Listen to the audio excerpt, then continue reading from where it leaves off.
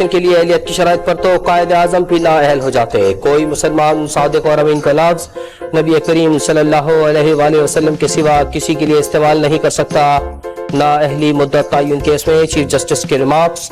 Article 62 में नाअहली की मुद्दत दर्ज नहीं, ये सिर्फ अदालत ने दी है। जस्टिस मंसूर ने कहा कि सजा मिल गई तो बात खत्म क्यों नहीं हो जाती। कैसे हो सकता है कि सजा काटने के बाद भी इंतखाबात ना लड़ सके। हर सजा की मुद्दत है तो नाअहली ताहयात कैसे हो सकती है। अटॉर्नी जनरल ने कहा कि नवाज शरीफ ताहयात नाअहली फैसले पर नजरसानी होनी चाहिए।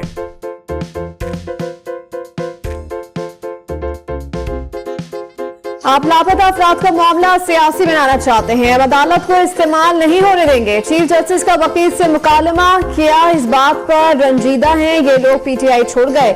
आपने सिर्फ एक पार्टी के लोगों का जिक्र किया, पीपल्स पार्टी या नून लीग की बात नहीं की।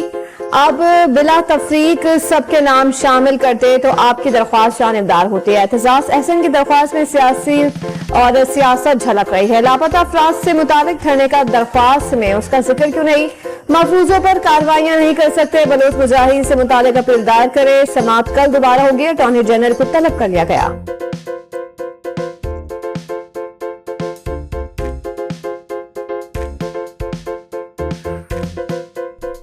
लापता अफराद पर शीरी वजारी का बिल गायब हो गया। क्या उन्होंने इस्तीफा दिया। जब ओहदे पर होते हैं तो कोई जिम्मेदारी नहीं उठाता। लापता अफराद केस में चीफ जस्टिस के रिमार्क्स। कहा आपकी पार्टी के वोट से बने चेयरमैन सेनेट ने आपका ही बिल गुम कर दिया। क्या आपने उन्हें हटाने की दरख्वास्त की। आप सादिक संजरानी को फरीक तो बनाएं। कोई वजीर अपने बिल की हिफाजत नहीं कर सकता तो किसी के हुकूक के लिए क्या करेगा। ये संजीदा मसला है, सब जिम्मेदारी कबूल करें।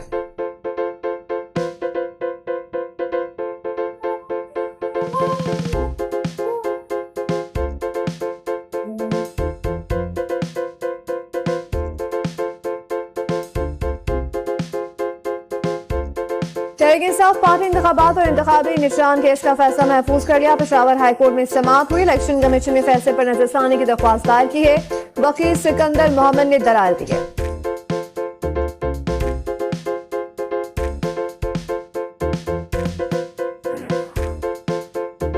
कोहाट के रिटर्निंग ऑफिसर की मौतली पर पेशावर हाई कोर्ट का हुक्म कल अदम करार। सुप्रीम कोर्ट ने रिमार्क दिए कि लगता है कुछ लोग चाहते हैं कि इलेक्शन ना हो।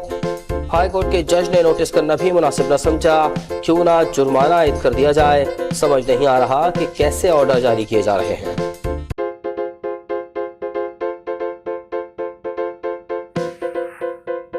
फैसलाबाद धरने की तहकीकात। साबिक लेफ्टिनेंट जनरल फैज अमीन की कमीशन के सामने पेशी का इम्कान। वजारत दाखिला में सिक्योरिटी सख्त कर दी गई। रेंजर्स और पुलिस की भारी नफरी तैनात।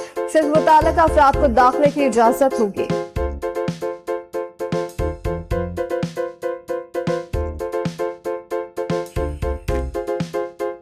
तीन साल में बिजली सार्फिन से 1300 अरब से ज्यादा टैक्स वसूल किया गया। दस्तावेजात के मुताबिक पीटीवी फीस की मद में 25 अरब 70 करोड़ रुपए अवाम की जेब से निकाले गए।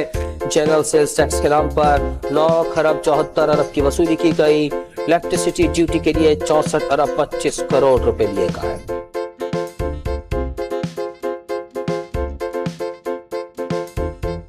मौसम सरमा में भी बिजली का बहरान। पल बिजली से पैदावार में कमी। शॉर्टफॉल 6000 मेगावाट तक पहुंच गया। तलब 14000 और पैदावार 8000 मेगावाट है। शहरों में 10 और देहात में 12 घंटे लोड शेडिंग की जा रही है।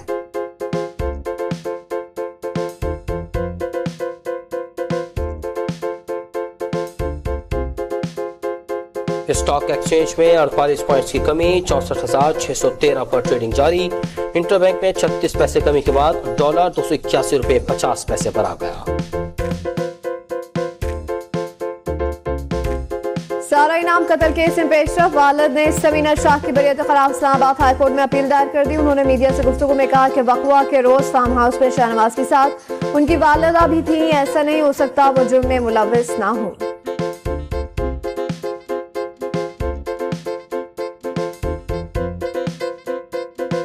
जनूबी कोरिया के अपोजिशन लीडर पर कातिलाना हमला। मुलजिम ने गर्दन में छुरा घोंप दिया। अस्पताल मुंतकिल कर दिया गया। हालत खतरे से बाहर है। लीजे मियोंग बोसान शहर में मीडिया से गुफ्तगू कर रहे थे। मुलजिम को गिरफ्तार कर लिया गया।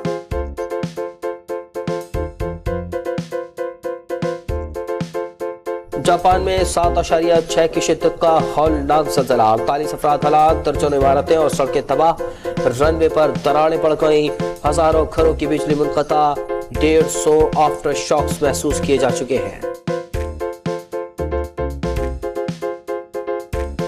और पाकिस्तान और ऑस्ट्रेलिया के दरमियान तीसरा टेस्ट कल से सिडनी में शुरू होगा। कौमी टीम का ऐलान कर दिया गया है। इमामुल हक ड्रॉप, साइम आयूब डेब्यू करेंगे। शाहीन आफरीदी भी प्लेइंग 11 का हिस्सा नहीं। 3 मैचों की सीरीज में कैंगरूज को 2-0 की बढ़तरी हासिल है।